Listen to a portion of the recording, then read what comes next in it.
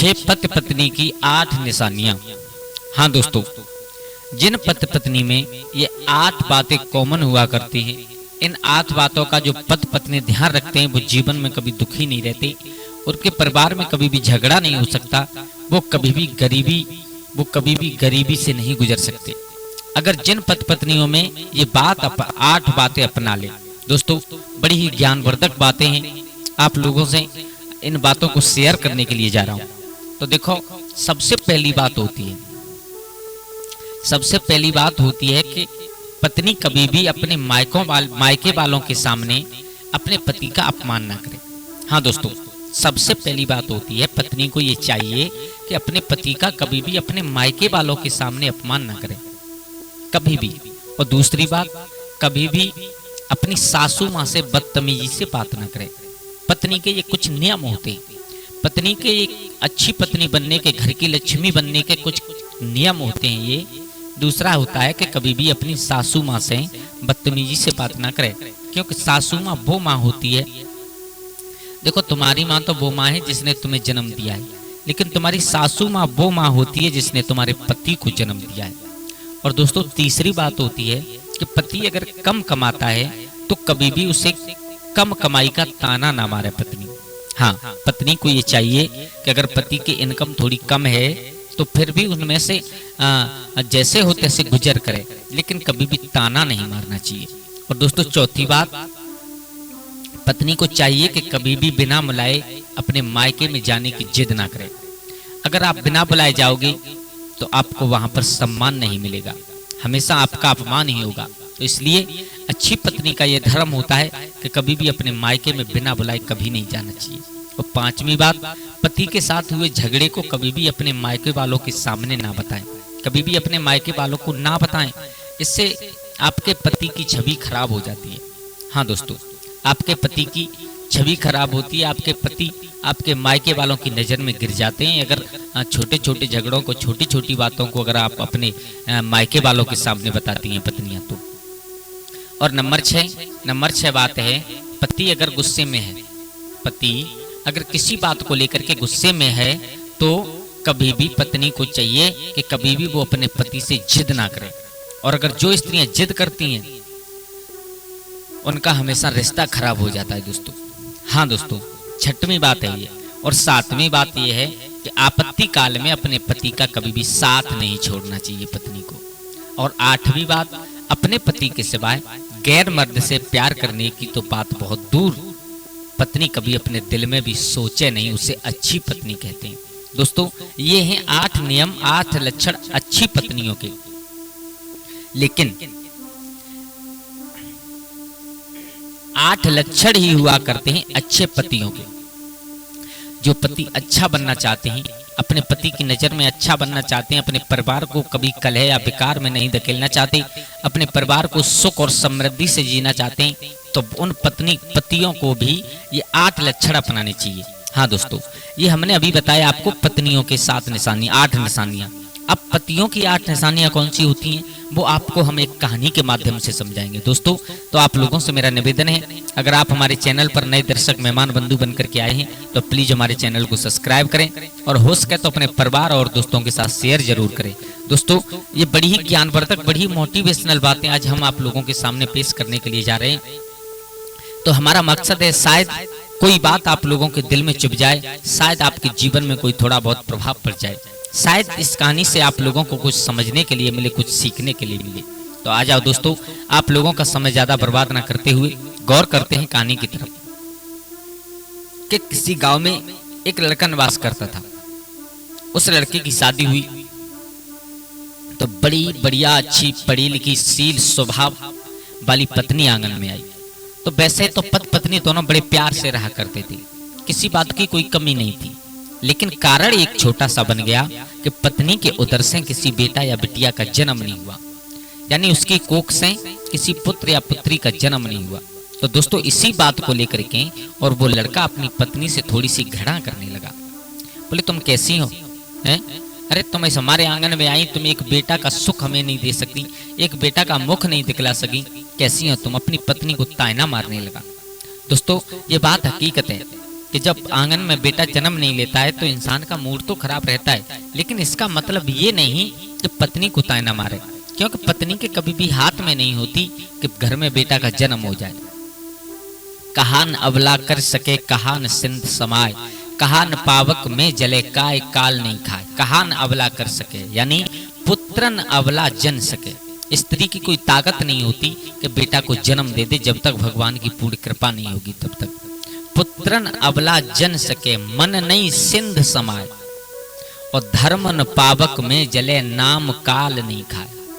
दोस्तों, ये कुछ ऐसी बातें होती हैं जो कभी भी खत्म नहीं होती।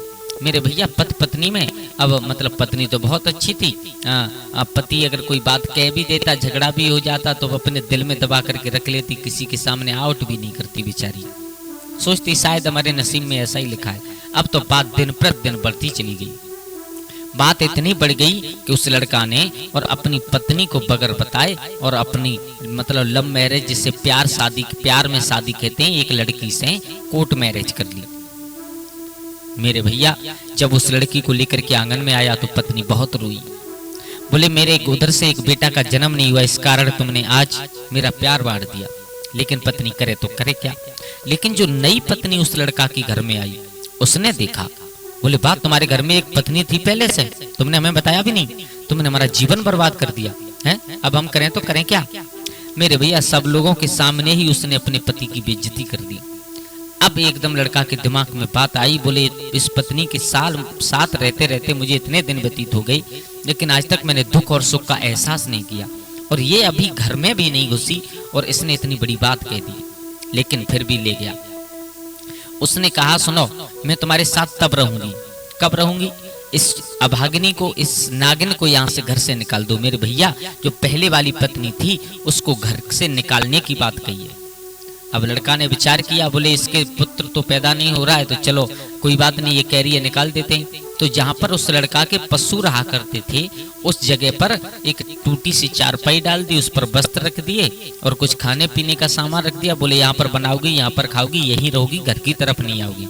मेरे भैया बड़ी ही सज्जनशील स्वभाव की लड़की थी वो बेचारी, बहुत ही पतिव्रता स्त्री थी। उसने विचार किया चलो शायद हमारी किस्मत में यही लिखा है तो हमें यही मिलेगा। अब वो उधर रह रही है अकेली और पति रह रहा है जो नई पत्नी लेकर के आया उसके साथ। मेरे भैया अब धीरे धीरे वो कुछ अलग थी, ये कुछ अलग है। ये दूसरी वाली पत्नी ये कैसी है कि जी आए तब पति की बेइज्जती कर दे, छोटी छोटी बातों को अपने मायके में बता दे, छोटे छोटे झगड़ों को अपने मायके में बता दे। पति अगर बीमार हो जाए तो उसका साथ छोड़ दे, उसे पानी तक की ना पूछे। मेरे भैया यहाँ तक हुआ कि ठीक विपरीत हो गई उस पहले वाली पत्नी से। अब लड़के को याद आने लगी, बोले मेरे घर में बेटा पैदा नहीं हुआ, चलो कोई बात नहीं, लेकिन वो पत्नी मेरी बहुत सुलझी थी। अब तो छुप छुप करके उस अपनी पहले वाली पत्नी से मिलने के लिए जाने लगा। हाँ दोस्तों देखो, केवल एक छोटी सी बात के पीछे अपनी पत्नी पहले वाली पत्नी की तुलना नई वाली पत्नी से करता है। बोले इसमें और उसमें कितना अंतर है। उसके जीते जी, उसके रहते रहते जितने दिन वो मेरे साथ रही, मैंने आज तक दुख और सुख का एहसास नहीं किया। मैंने आज तक अपमान और सम्मान का एहसास नहीं किया। आज तक उसने कभी भी मेरे सामने मुंह खोल करके बात नहीं की।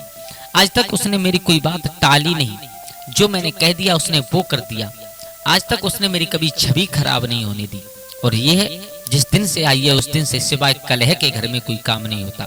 मेरे भैया अब तो ऐसी ऐसी तुलना दोनों पत्नियों में करने लगा। अब तो रात को छुप छुप के किसी दिन में, कभी रात में, कभी दिन में, कभी रात में उस अपनी पुरानी वाली मतलब पहले वाली पत्नी से मिलने के लिए जाता है। मेरे भैया भगवान की ऐसी कृपा हुई ठाकुर जी महाराज की कि पहले वाली पत्नी के उधर से एक बेटा का जन्म हो गया। हाँ दोस्तों, अब इतने दिन बाद अब तो उस जो बाद में पत्नी लेकर के आया उससे दूरियां बनाने लगा। तो देखो ये केवल कारण क्या बना, ये केवल अच्छी पत्नी होने के कारण अपने पति की दोबारा शादी होने के बावजूद भी उस पत्नी ने अपने पति का प्यार पा लिया। क्यों पा लिया? क्योंकि उसने पहले बहुत अच्छी पत्नी बनकर के अपना जीवन व्यतीत किया था, इसलिए उस पर पहले वाली पत्नी ने अपने पति का प्यार पा लिया। तो दोस्तों जो नियम पत्नियों में होते हैं वही कुछ लक्षण पतियों में भी होने चाहिए। अच्छे पति होने का मतलब क्या होता है? अच्छे पति बनने के लिए हमें क्या करना होगा, ये कुछ ऐसे लक्षण होते हैं जिन्हें हम आपको बता रहे हैं। देखो, सबसे पहला लक्षण होता है कभी भी अपनी पत्नी के साथ मारपीट नहीं करनी चाहिए। हाँ दोस्तों, ये बात हकीकत है। पत्नी अगर कोई गलती करती है तो उसे समझाओ बिठा करके, लेकिन कभी भी पत्नी को अपने हाथों से नहीं मारना चाहिए। हमारे विद्वान कहते हैं पत्नी को भी पीटना तो क्या पीटना है, इसलिए कभी भी पत्नी को अपने हाथों से पीटना नहीं चाहिए। और दूसरा, अपने माँ बाप यानी अपने परिवार या अपनी समाज या अपने नगर मोहल्ला गांव वाले, इन सब के सामने कभी भी पत्नी का अपमान नहीं करना चाहिए पति को। हाँ दोस्तों, ध्यान देना सब लोग, कभी भी गांव नगर निवासियों के सामने या परिवार वालों के सामने अपनी पत्नी का अपमान नहीं करना चाहिए इंसान को। और तीसरी बात, कभी भी अपने सास ससुर या साले से बदतमीजी से बात नहीं करनी चाहिए। क्यों?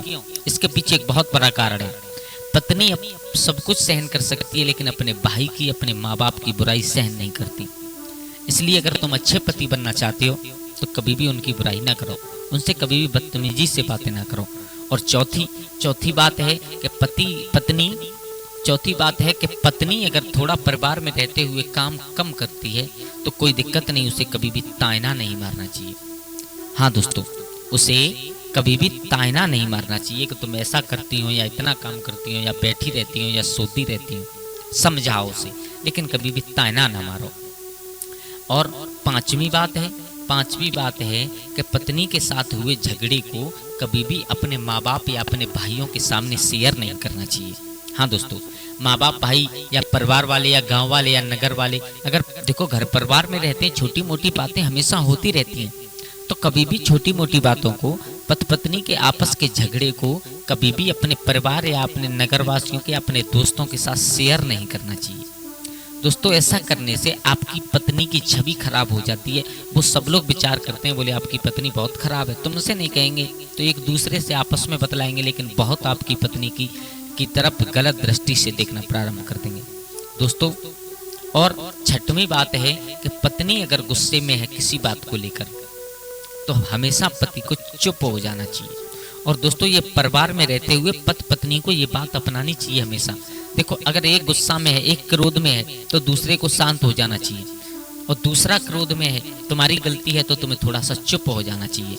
इससे कभी रिश्ते खराब नहीं होते।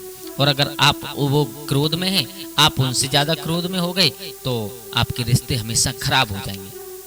और दोस्तों, सातवीं बात है कि आपत्ति काल में, जिस समय पत्नी के ऊपर कोई संकट हो तो पति को कभी साथ नहीं छोड़ना चाहिए, उसके पैर से पैर बांध करके खड़ा रहना चाहिए। जैसे मानो पत्नी का प्रसव का समय है, उस समय तो कभी भी पत्नी को अकेला नहीं छोड़ना चाहिए।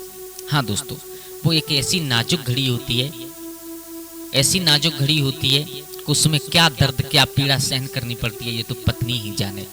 और दोस्तों, सबसे लास्ट आठवीं बात है, सबसे महत्वपूर्ण बात, कि पति को कभी भी अपनी पत्नी के सिवाय गैर औरत के साथ कभी भी संबंध नहीं बनाने चाहिए, उससे प्यार नहीं करना चाहिए। हाँ दोस्तों, देखो, मैं आपसे एक बात कहूँ, आपके ऊपर एक उदाहरण दे रहा हूँ।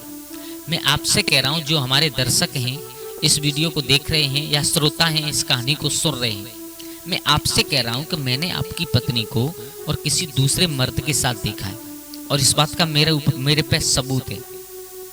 अंदाज लगाना आपको कैसा लगा होगा, आप मत बताओ, मैं बता रहा हूँ आपको कैसा लगा होगा। आपके दिल की धड़कन तेज हो गई होगी, आपका दिमाग घूम गया होगा, आपकी सांसें चलने लगी होंगी लंबी लंबी। अंदाज लगाना कि आपसे मैंने झूठ कह दिया, तो अगर आपके दिल में और ये बात जागृत होने लगी, आप ऐसा महसूस करने लगे, तो अंदाज लगाना आप अगर सच करोगे तो पत्नी को कैसा महसूस होगा। सोचना, केवल करना कुछ मत, केवल सोचना 1 मिनट के लिए। अगर आपसे झूठा कहने पर जब आपको इतना क्रोध आया और आप सच कर रहे हो तो पत्नी को कितना क्रोध आएगा। इसलिए पति को चाहिए कि कभी भी अपनी पत्नी के सिवाय किसी गैर औरत के साथ में संबंध नहीं बनाने चाहिए या उनसे प्यार नहीं करना चाहिए। दोस्तों, जितना तुम टाइम, जितना तुम समय, जितना पैसा दूसरों के साथ बर्बाद कर रहे हो ना, उतना समय, उतना और पैसा, उतना प्यार अगर अपनी पत्नी के साथ बर्बाद करो तो ये मेरा वादा है, आपकी पत्नी आपको सलाखों पर रखेगी। हाँ दोस्तों, वादा है ये मेरा आपसे। जितना प्यार आप दूसरों से करते हो, जितना समय दूसरों के साथ बिताते हो इतना अगर अपनी पत्नी से कीजिएगा तो आपको सलाखों पर रखेगी। दोस्तों तो ये 8 बातें होती हैं जो अच्छे पति पत्नियां की निशानी होती हैं। जो अच्छे पति पत्नी होते हैं हमेशा वो अगर इन 8 बातों का पालन करते हैं वो जीवन में कभी दुखी नहीं रहते, कभी भी गरीबी से नहीं गुजरते और कभी भी परिवार में कलह नहीं होती। दोस्तों अगर हमारी वीडियो आप लोगों को अच्छी लगी हो तो प्लीज़ कमेंट में एक बार जय श्री राधे लिख करके जाएं या ये लिख करके जाएं आपको कैसी लगी ये वीडियो। दोस्तों अगर अच्छी लगी हो तो प्लीज़ हमारे चैनल को सब्सक्राइब कर लें और आपका बार बार धन्यवाद जो आप लोगों ने वीडियो को पूरा देखा। आज के लिए बस इतना ही, कल फिर मिलते हैं किसी एक नई कहानी एक नई चर्चा के साथ। दोस्तों अगर आप लोगों की बात समझ में आई हो तो अपने परिवार या दोस्तों के साथ में शेयर जरूर कर दें इसे, ताकि वो भी इस वीडियो को सुन सकें, देख सकें या इस कहानी को सुन सकें। तो आप लोगों का बहुत बहुत धन्यवाद। आनंदित रहिए, खुश रहिए। जय श्री राधे, जय श्री राम।